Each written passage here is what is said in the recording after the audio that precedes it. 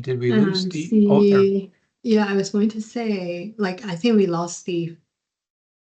Okay. Sure he'll be back. Yeah. Yeah, and this time I think I can screen share. Oh, okay.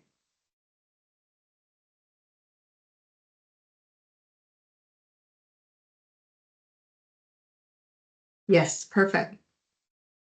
We see your screen. Let me just move it to presenter view. Perfect. Thank you. Thank you. So maybe we'll start by thank you, Dr. Webb, for joining us today and presenting this exciting topic to us. I would like to pass the time to Dr. Ewan Gallagher to first introduce Dr. Webb to everyone. Thank you. Well, thank you, Kathy, and thank you everyone for joining us this afternoon or this morning or whatever time it might be where and when you're watching this. It's really an incredible honor and privilege to welcome Dr. Steve Webb to present to us on what is a platform trial. I really can't think of many people in the world who are better positioned to explain the exciting and complicated nature of the platform trial to us. Professor Webb has been a leader in clinical trials in intensive care medicine for decades and has been instrumental in the evolution of the modern adaptive platform trial. Um, I had the privilege of being mentored by and collaborating with Professor Webb during the COVID-19 pandemic. I had a role in REMAP-CAP, and Professor Webb was one of the leaders of REMAP-CAP, and it was really exciting to see and get a vision for just what the platform trial could be and its role in intensive care, but well beyond, of course. So nevertheless, I think there's a ton for us to learn about how these things work, and we're really grateful to you, Steve, for your willingness to join us today to talk about this exciting area of research in medicine. Thank you. Thank you for that very kind introduction, Ewan. Welcome, everyone. I don't know if it'll work in this format, but I'm very happy to get interrupted to take questions as we go through. I'm not sure how long the presentation will take, probably around 30 minutes. And then that leaves us a substantial period of time for discussion and questions. So I just want to start, as I do now, by acknowledging all participants in clinical trials. It's only through the generosity and the altruism of trial participants that it's possible to conduct trials and generate evidence to improve patient outcomes. And just so that these are on the record, these are my disclosures. And if you look down at the bottom one, I've drunk the adaptive platform trial Kool-Aid, and they're a series of platform trials in which I've got some degree of involvement. So I want to start by just emphasising that randomisation underlies valid causal inference in all platform trials, and something about the magic that arises as a consequence of randomisation. In a randomised trial, patients are assigned to a treatment or a control group randomly.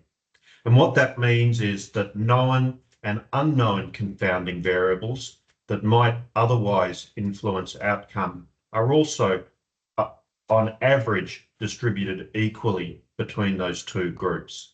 And after a period of follow-up, results are compared, and any difference that has occurred in outcome can be reasonably assumed to have arisen as a consequence of the randomisation process. And at least at the moment, randomisation remains necessary for valid causal inference.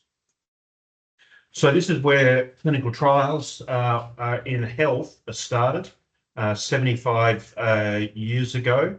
Of course, randomised controlled trials had been used in agriculture before they were used to evaluate the effectiveness of streptomycin for the treatment of pulmonary tuberculosis.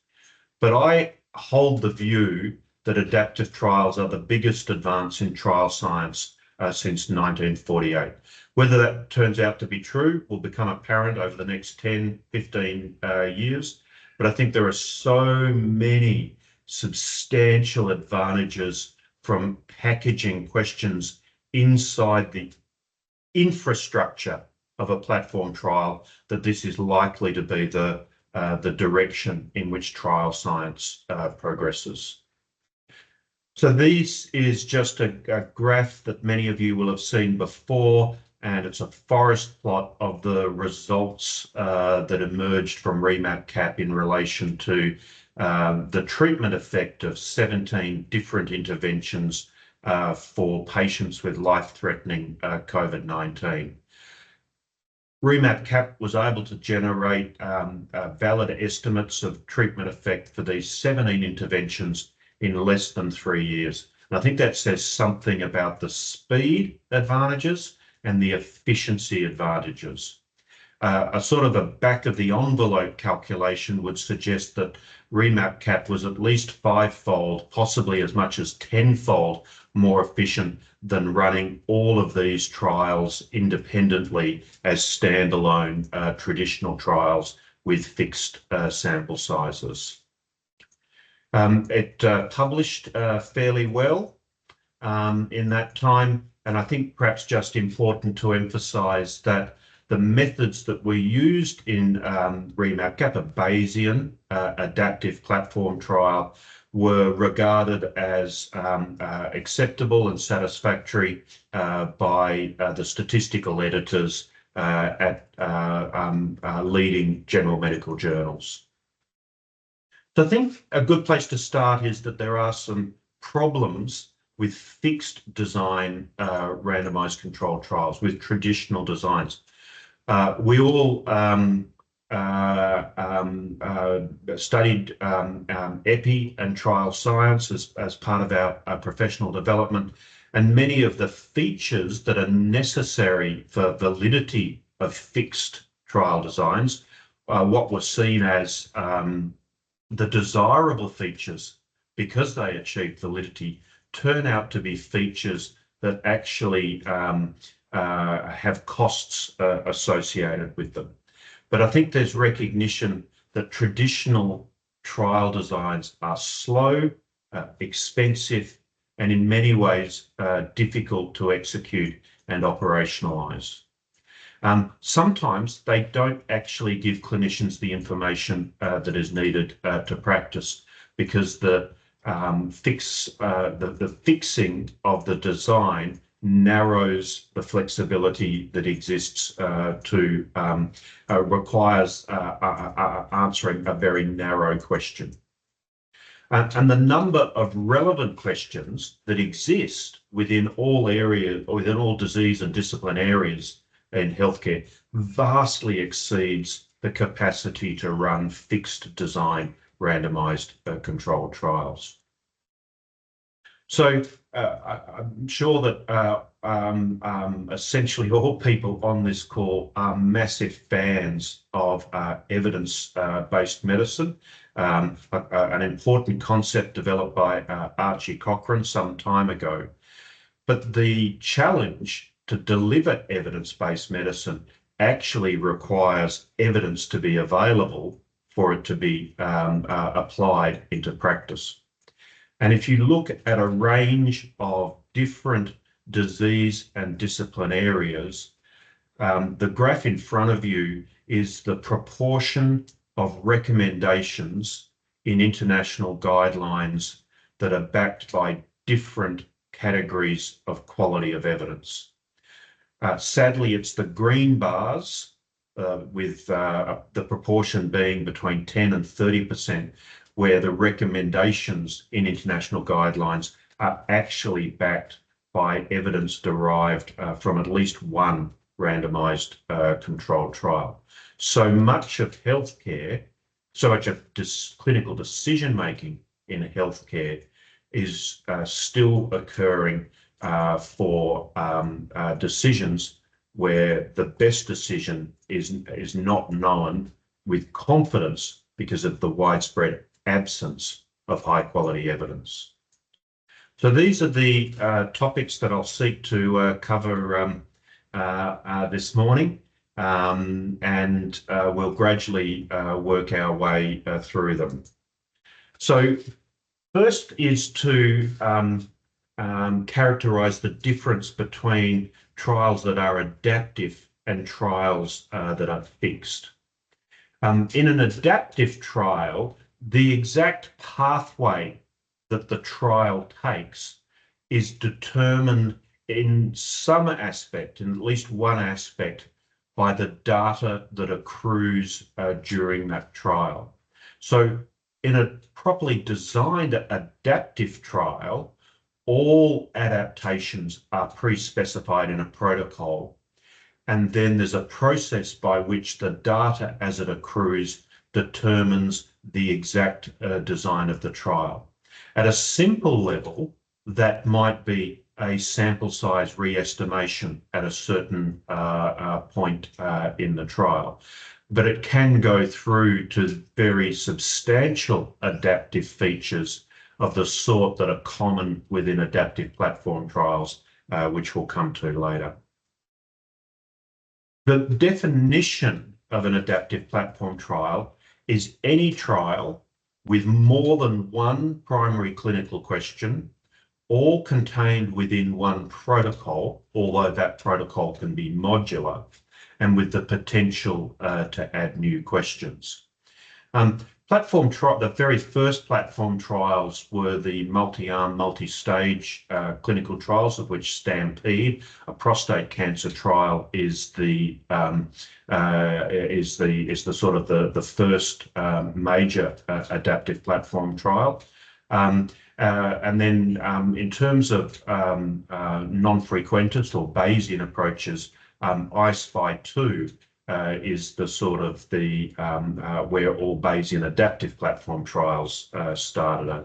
A trial for neoadjuvant chemotherapy in women with breast cancer. And these things have become increasingly popularized.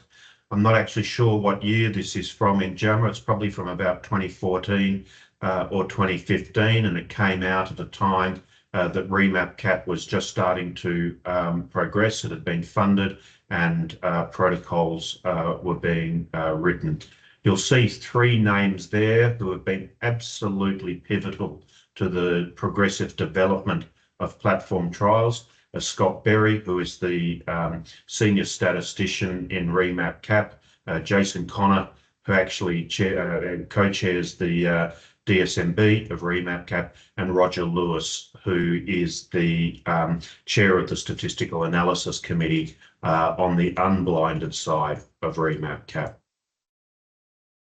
Other ways of thinking about adaptive platform trials and the breadth of potential that lies with adaptive platform trials is that an APT can be a system to optimize the treatment of an entire disease as time goes by, and I'll come to that further.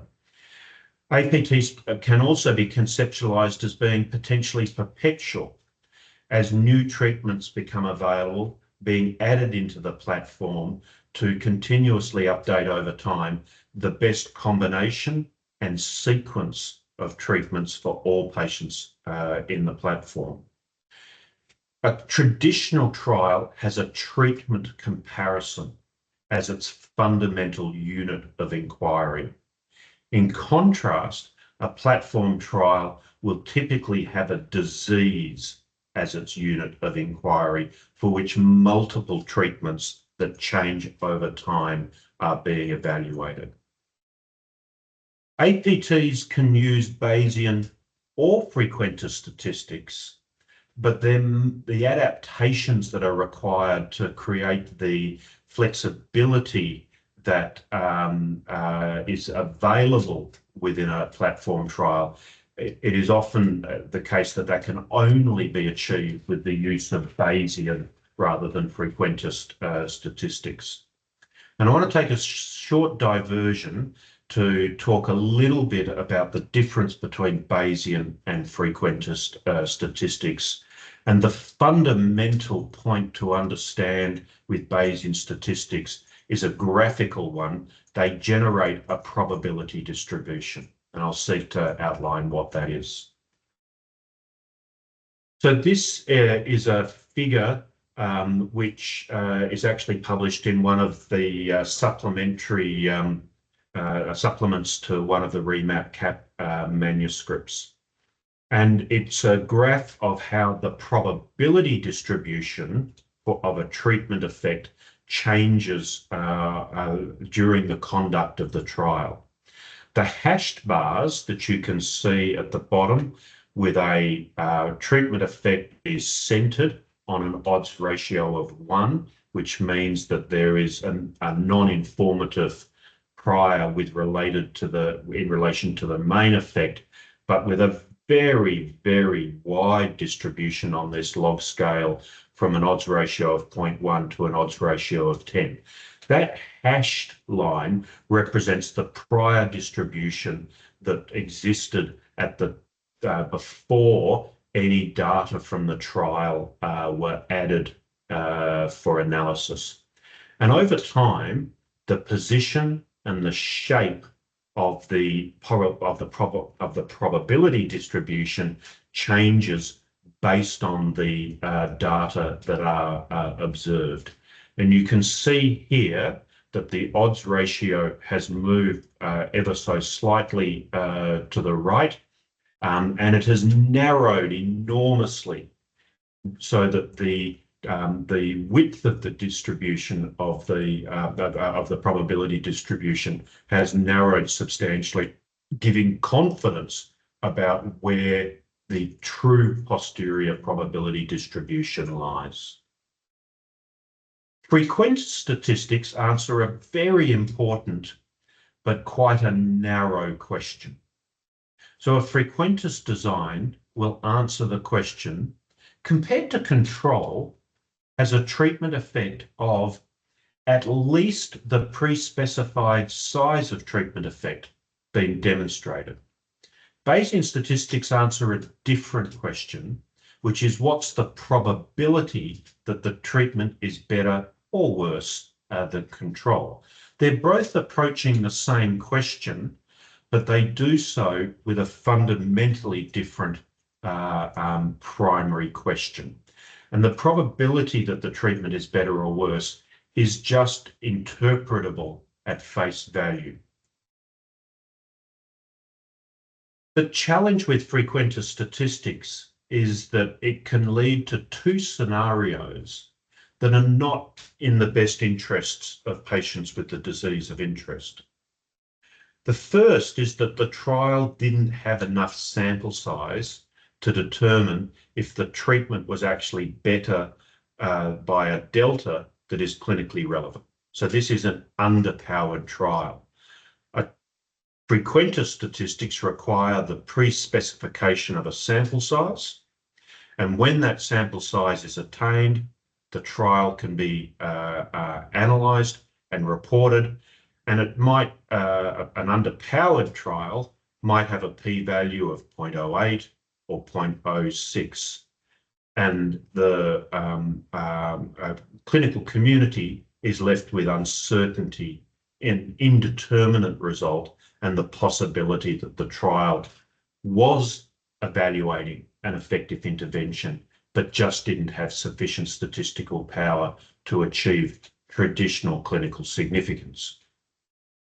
Another problem, and in some ways, I think morally a worse problem, the trial enrolled too many patients, and the provision of information to the clinical community was delayed because of the fixed sample size, and such trials are overpowered, and the results which are important to patient care are made available later than is necessary.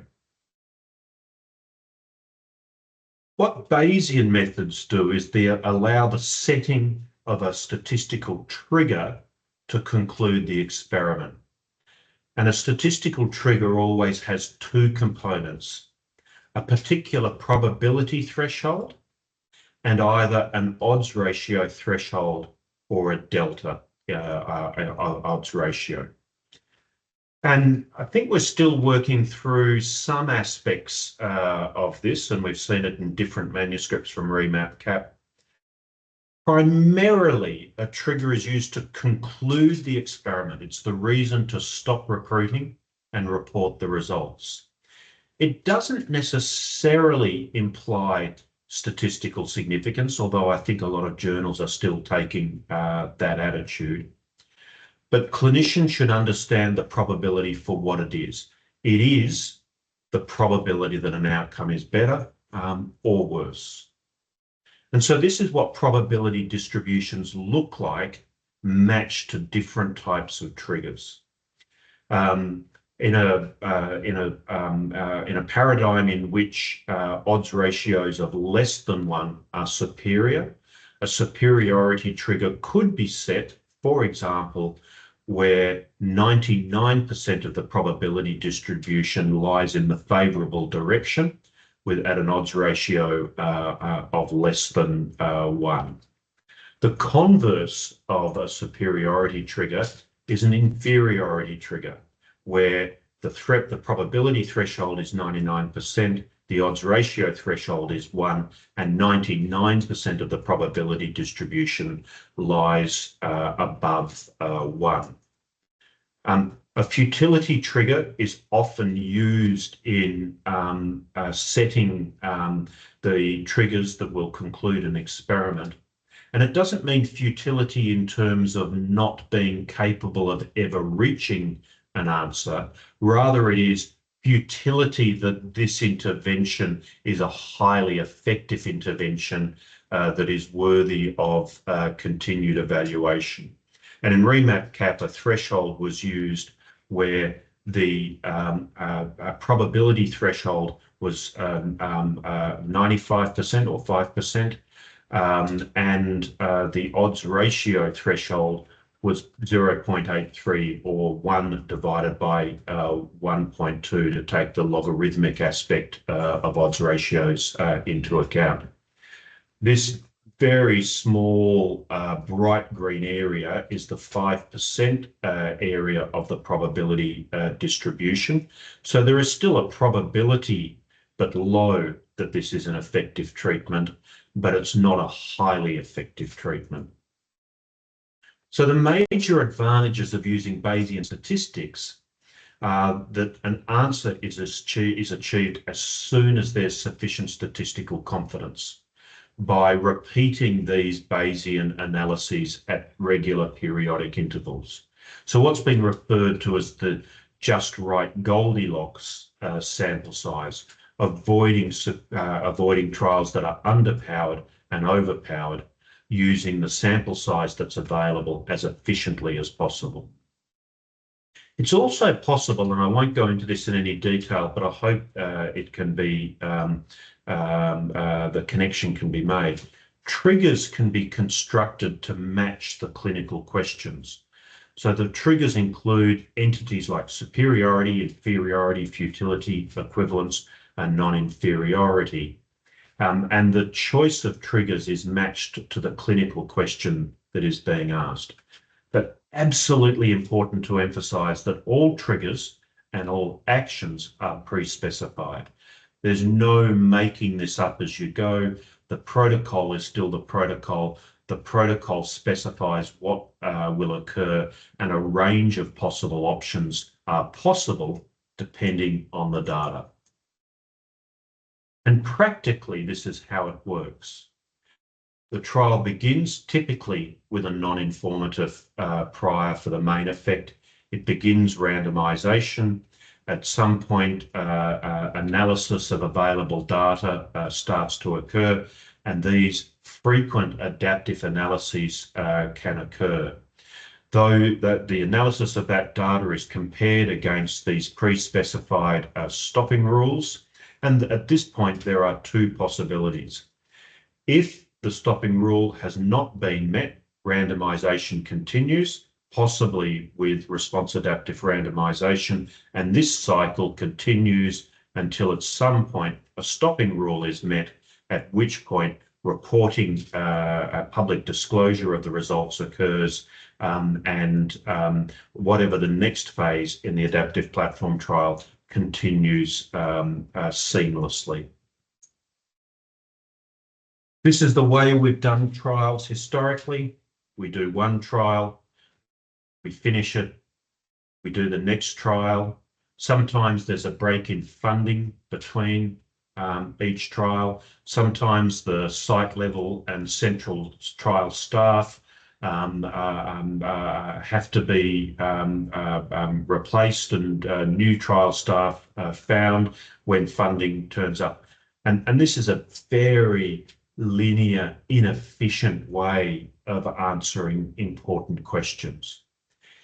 In contrast, a multi-domain adaptive platform trial is able to evaluate multiple questions in parallel.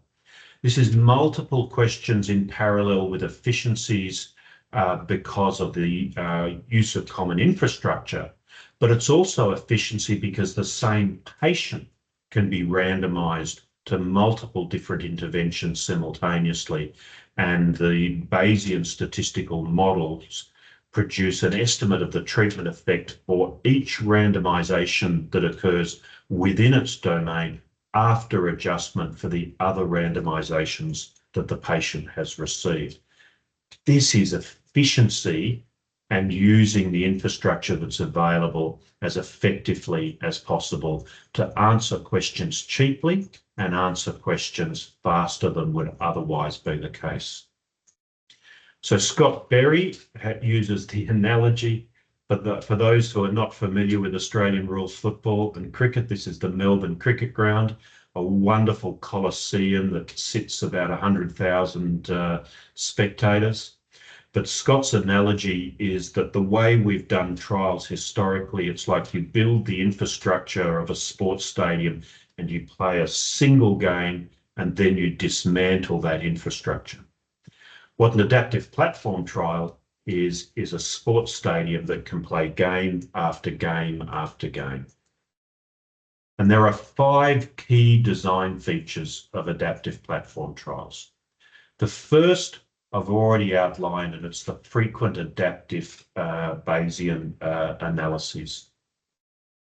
Second, and I've illustrated this as well, it's the capacity to test multiple interventions and to add and subtract interventions and domains over time.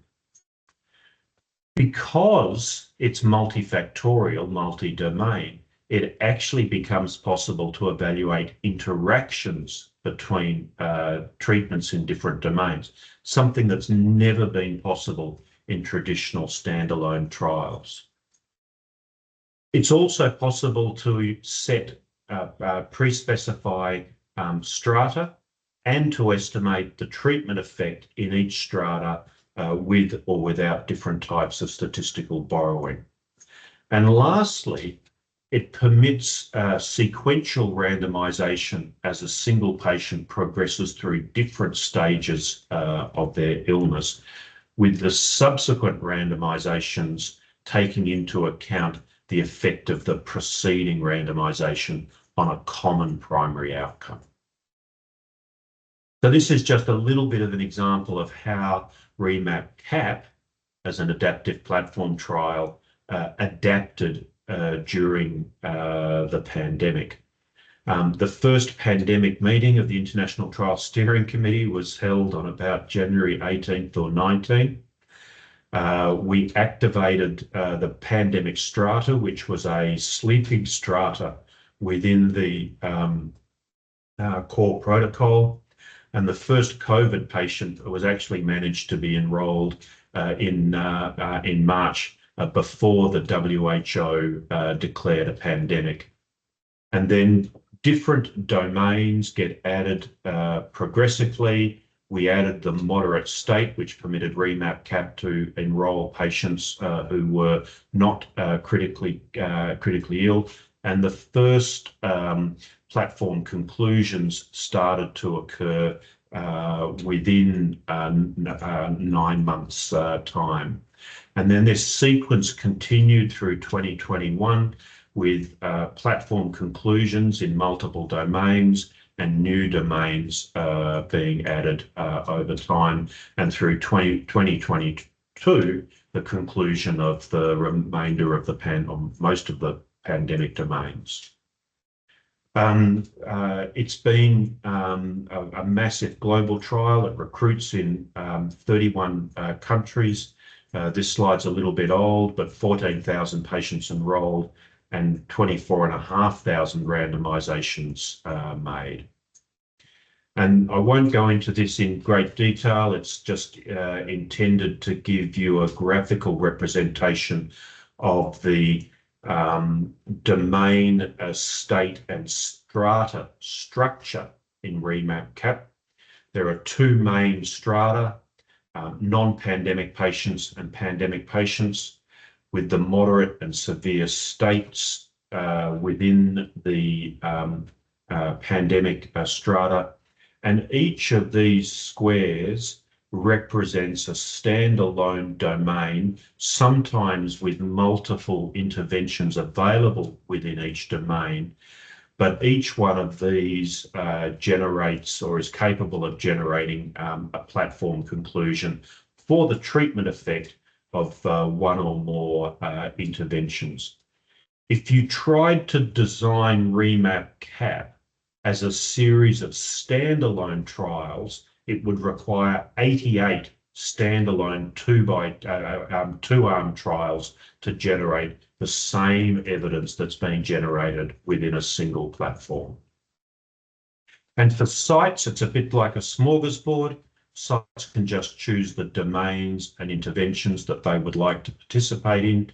And that overcomes the barrier that exists in traditional trials where it's a take it or leave it type approach. So the efficiencies arise from multiple aspects.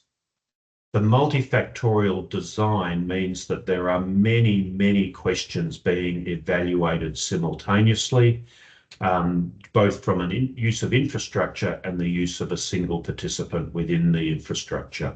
And similarly, it's possible to evaluate interactions. The use of the Bayesian statistics achieves statistical efficiency, reaching conclusions as soon as there is statistical confidence, and the domain adaptation, where ineffective interventions are dropped from a domain and new interventions are added, and the capacity to add and subtract domains over time creates operational efficiency.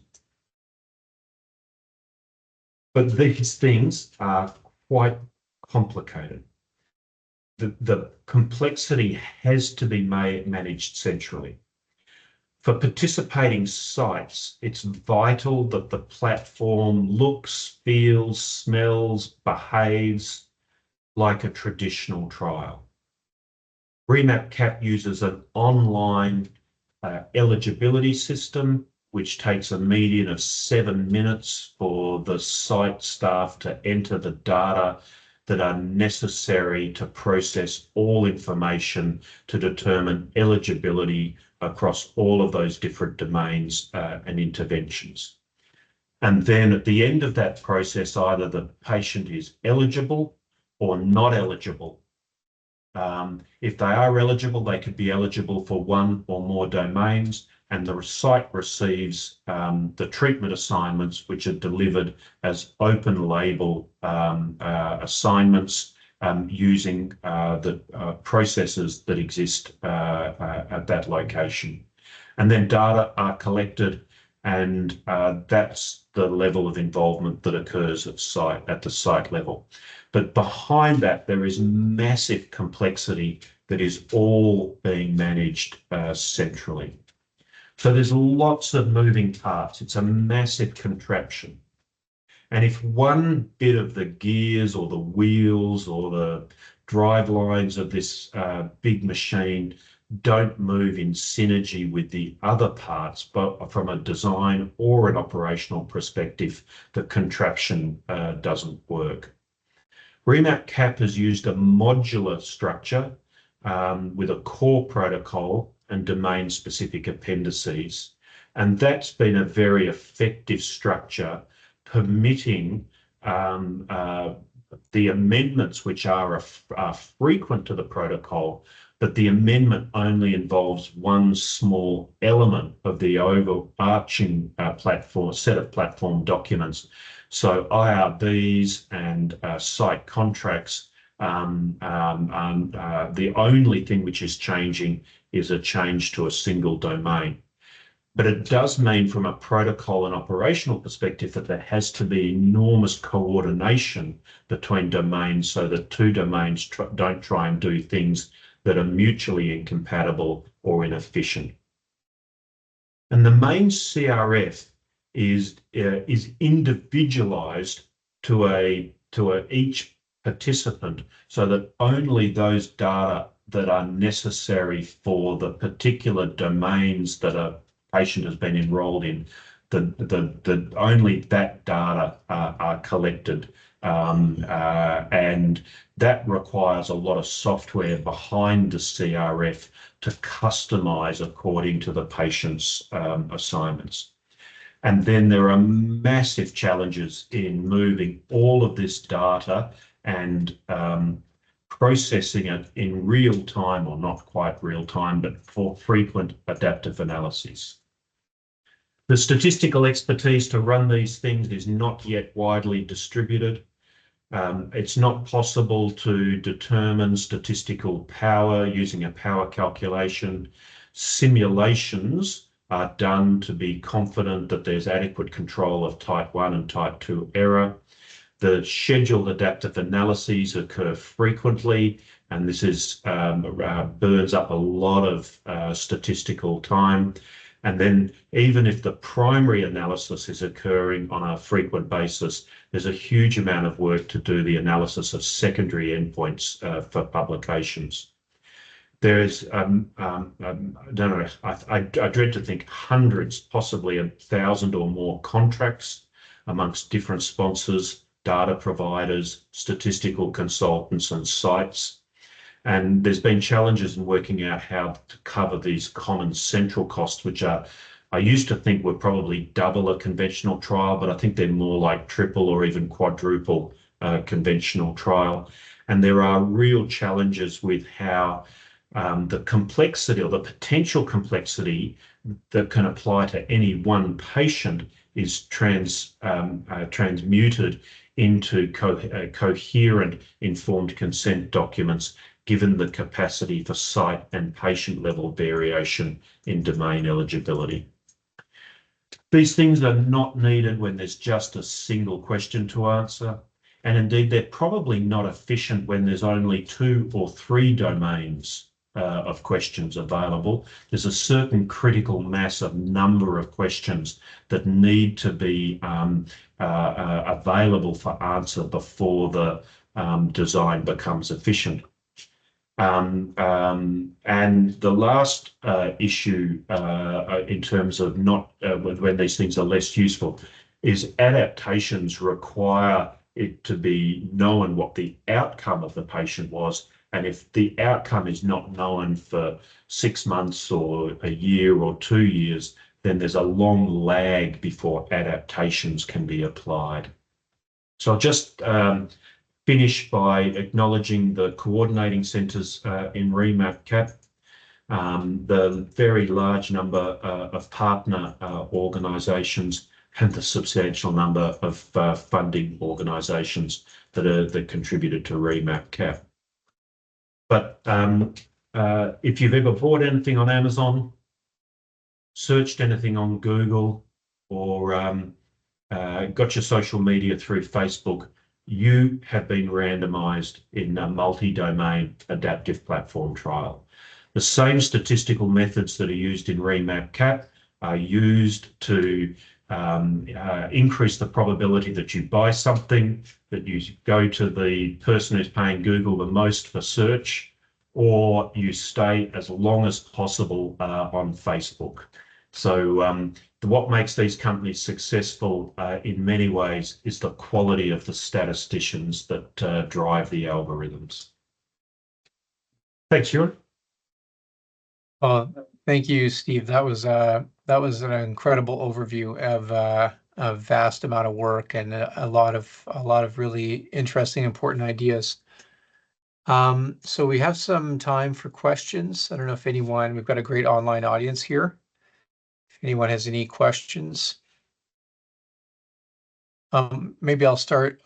So I was quite struck by the few slides that you presented where you really highlighted the complexity of actually operationalizing platforms. And and you also had a long list of platforms that you've been involved in. Would you say that over time you've gotten better and better at managing and overcoming these logistical efficiencies? Is it a learning curve, or is it just sort of are these just the realities and we have to find a way to live with them? I guess I'm wondering if there are best practices.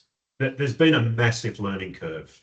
The privilege of Remap Cat was to probably learn in 2.5 years what might have otherwise taken 10 years of recruitment in an adaptive platform trial. We got a lot of things right. The basic modular protocol structure, the online CRF. We had major challenges with data flow, and indeed, in the middle of the pandemic, we had to stop doing interim analyses and get the data flow sorted in a way that wasn't going to break Berry consultants who were merging data from multiple different data providers. And we thought that was going to be, a downtime of 3 months. It turned out to be a downtime of almost, 9 or 10 months. And some bad things happened in domains because of that period of time without adaptive analyses. We had response adaptive randomization that was in the wrong direction because of an early directional treatment effect in a domain. We also learned a huge amount about how I think the right way of governing these things, of having, in my opinion, a big trial steering committee that takes overall a responsibility that's broadly representative, and then seeking to sort of compartmentalize components of the platform. So a domain-specific working group still takes responsibility for developing a new domain, but it needs to interact strongly with a design team that understands what's going on everywhere else in the platform. A CRF protocol team that can operationalize what's been agreed between the design and the design team and the domain-specific working group. Separate systems for prioritization, separate systems for operational management and connecting the regional coordinating centers. There's a massive amount of reinventing the wheel that occurs because each new question is a new wheel, and you want to just focus on the bits of the wheel that are different rather than continuously reinventing the wheel. So, massive learnings, and there are enormous operational challenges, but the more people that are running these things, and you and I were at the Dublin meeting, which I thought was a wonderful example of when you put all of the different platforms together in the same room, there's this wonderful capacity for cross-learning and sharing what each platform is doing and how they're solving common problems. I'm certain that's the model that we need to be following. There's a lot of room for getting really sophisticated, a lot of interesting design decisions that can be made, a lot of different types of adaptations. Yeah. And, from your long experience involved in these things, looking back, do you say that, we should always err on the side of simplicity, keep it as simple as possible kind of rule, or do you think that we should really be working to leverage the full sophistication of a Bayesian machinery, or what's the right balance there? So I'm sure it's a great question, Ewan, not necessarily one I've really thought about. So thank you for that. Look, I'm sure there's a sweet spot. If you leave a lot of design options on the table, you're not really taking full advantage of the design. The more complexity that is added, the greater the capacity for the contraption not to work. And I suspect where that sweet spot is located will move progressively over years in the direction of increasing complexity. But we have to master the the operational and design challenges and share those so that we can take maximum advantage of the design features. Hiroki, did you have a question? I saw you put your camera on. Or we've got Ryan Zarachansky. Ryan. Hey there. I don't want to, Hiroki, please, if you have a comment, please. No, sorry. I just apologize, Steve, before this presentation because I just got the new admission, so I was working on a new patient on the floor. Sorry, I was listening somehow, but yeah, thank you, Steve. I'll review the video later. Thanks, Hiroki. Steve, that was a great talk and good to see you. Of course, thanks for making time for this, for hosting you and others. I think that, Irene Webpool's on and she might have comments with regard to the complexity at an operational level with regard to coordinators and sites, which we're all sort of struggling and learning from each other and as a community, that's for sure. So I'll let her and others speak to that. But I want to sort of pick your brain or put you on the spot a little bit about the real conundrum we're in with regard to funding in the absence of a defined sample size and the need to keep this machine going. And we haven't figured this out in Canada. We're doing this by the skin of our teeth and the luck of of a shamrock or something. But how do we go about changing the way we fund trials? And have you come across any strategies or thoughts to guide us or just to help us commiserate? It'll be mainly helping you to commiserate, Ryan. So there's a dilemma for funders, which they acknowledge. They can see the efficiency, the power of these things, and they're very excited by them. And indeed, there are starting to be competitions that are restricted to trials that use these designs. But they don't know how to fit the square peg of a platform trial into the round hole of the traditional 5-year funding period. And the issue that you raised, that you don't know how many patients it's going to take to answer a question.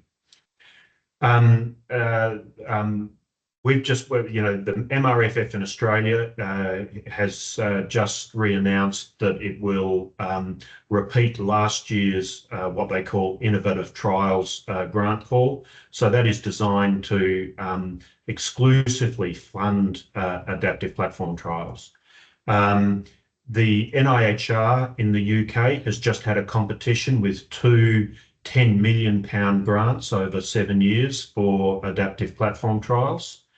And the NIHR combined with the NHMRC and the MRFF in Australia are now doing a UK-Australia funding call for new adaptive platform trials to operate in both countries. So the funders want to fund these things. The challenge is that they understand intuitively that they're setting up something. It's like buying a puppy, one of these things. It's for life. It doesn't go for 5 years and then it generates an answer. These things are going to run for 10, 15, 20, 30 years. And that makes funders very nervous. I think they're less concerned about not knowing the sample size. I know that makes budgeting straightforward, but it's really a false economy because you might budget accurately for a trial that turns out to be indeterminate. And that's ultimately just a waste of the funders' money. I think they're increasingly comfortable with, okay, we don't know if this period of envelope is going to answer the question. So long as you're heading in the right direction, there'll be a pathway and a process for further funding. And if you answer questions faster than you think, we're comfortable with you slotting in new questions. There's a sort of an extension of that, though, which is if these things make sense in one country, they make sense for global collaborative platforms tackling big diseases. And then you've got the dilemma of how each funder traditionally has wanted to fund a self-contained, box of goodies that can be done up with a bow and say, well, this is what the CIHR funded. But the funders speak to each other a lot, probably more than is often appreciated.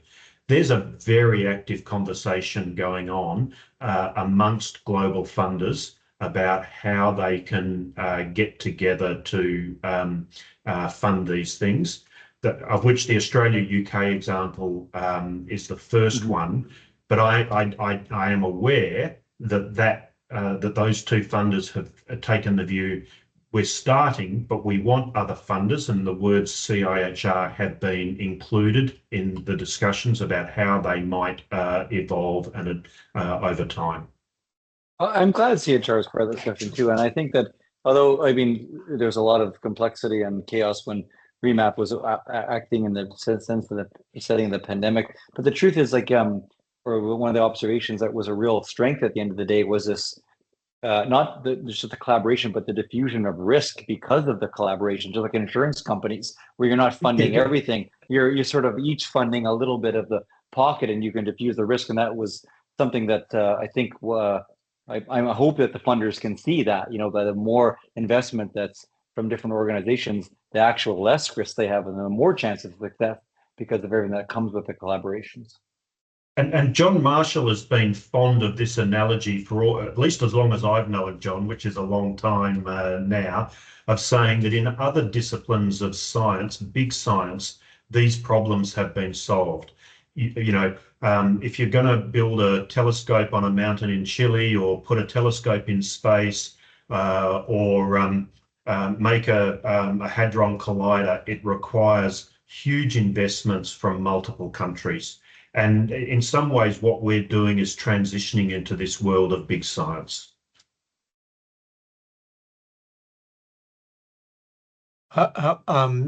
Steve, how have you found in REMAP CAP maintaining engagement and collaboration across so many different jurisdictions? How have you guys managed to maintain such a strong team spirit? You know, people are always tweeting about the REMAP CAP family, and it's very heartwarming. But I really do think that these platforms could become like, you know, really significant teams, and that kind of team spirit's critical to functioning well. So what do you think has done that? I mean, obviously it's just been incredibly intrinsically successful and has led the way, and I think that probably creates a lot of pride. But what other communication strategies do you recommend? Well, I think there's probably two governance strategies that underlie a lot of it. The first is ignoring conventional wisdom about the size of the International Trial Steering Committee. The idea that you would have an operational committee, which is what the ITSC was during the pandemic, of 50 people, sort of breaks every management school guidance on the optimum size of committees. But each new region as it came in was certain it was going to have a seat at the top table. And so that sort of approach, which is representative of and responsible to the regions that were contributing, I think was critical. And the other I would suggest is that from the very beginning, it was always known that leadership would rotate. And so it's never been a platform that has been seen as being owned by a single person or a single region. And so I think that sort of democratization, if you can put it that way, is really important to achieving cohesion. Obviously, a bit of success goes a long way to keep a family happy. Yeah. Well, that's great. Thank you. Thank you for these insights.